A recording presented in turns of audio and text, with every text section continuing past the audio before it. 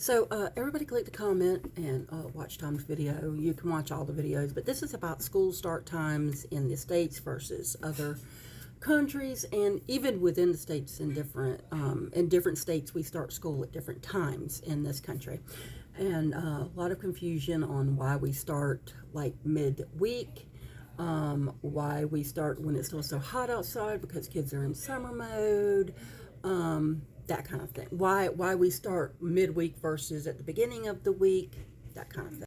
And this commenter comes in and states through my entire childhood, we never went to school before Labor Day. I'm 52 years old. I'm not really sure how old you are, sorry, but I am 52, or ma'am. I don't want to misgender you. I'm 52, and when I went back to school, it was the same way. We didn't start until the Friday before Labor Day, actually. That way we had the Labor Day weekend to get our school supplies. Because, see, back then, they didn't have school supplies in the stores, like they do now. They had school supplies, but they didn't have the list. Okay, like the schools nowadays send all their school supply list to all the stores, Walmart, Target, all the stores get lists. Well, way back when, the teachers didn't send the list to the store.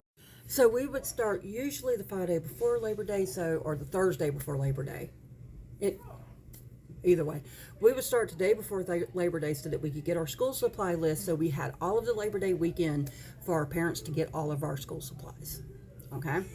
But one of the main reasons why we start schools the way we do, you also stated something about ACs, and yeah, back in the day, schools were not built with central heat and air, so they were retrofitted from the entire time I was going to school, they were all retrofitted with the hotel type AC units, the big long ones that press up against the wall, that kind of.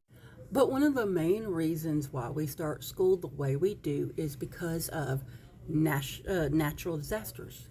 Snow days. Things that are going to close the school down for a day or numerous days, especially down here in Hurricane Alley, where, schools could be closed for weeks because of hurricanes, right?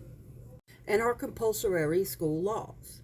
Like most countries, we have a compulsory school law where your children have to attend some sort of educational program, be it public school, private school, home school, it doesn't matter. They have to attend school. And the minimum amount of school days that you can do is 180 days. It has to be that. 180 days at the very least, year-round if you want to, but 180 days at least of education is compulsory in the United States of America.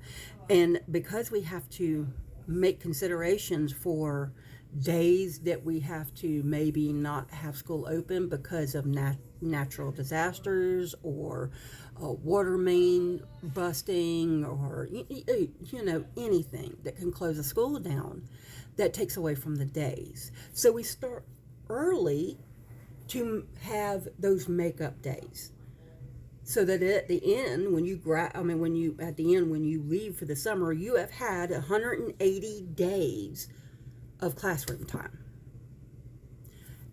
I hope this helps. I hope this brings about, it's all a math equation and putting in for, days for that kind of thing. And if a big storm came and the schools here were closed for a month or something because, the schools were demolished completely and they were closed for a month or two, the next school year, we're going to start earlier. And the reason why we're going to start earlier is because we've got to make those days up for the compulsory part of it. So, but that's the reason why we choose our school days the way we do. And another reason too that we start midweek is, like Tom said, it helps to control spread of illnesses, because when you put all these petri dishes into one class, by them, with them each other together, and them little petri dishes are swap and spit, and here, try this. Oh, look what my mom packed for lunch. Would you like to try this? Water fountains, the whole 9 yards. They are spreading disease throughout the place.